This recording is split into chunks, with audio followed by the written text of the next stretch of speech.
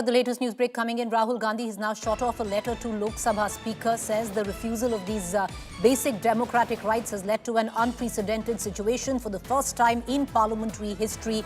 On the behest of the government, the Speaker has been forced to prevent the leader of opposition from speaking on the President's address. This is a blot on our democracy. Maushmi Singh, for more on this. Maushmi, a face-off which clearly had been brewing in the last few days came to a head today with 8 MPs being suspended for the entire session.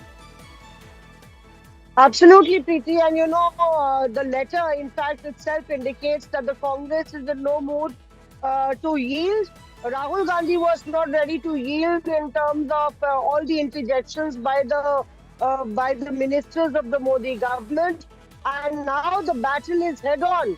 Not only has the left joined the bandwagon with one left MP being suspended, but Samajwadi Party that refused to, continue the entire discussion on the motion of thanks with its MPs refusing to speak if Rahul Gandhi was not permitted.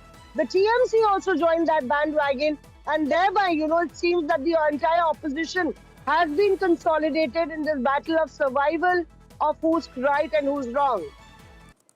All right, Maushmi, thank you for joining us with that quick update. My colleague Maushmi, who tracks the parliament very closely, giving us on, what really transpired, a sense of that. You saw that in the story above, and then explaining that Congress no mood to back down. Let's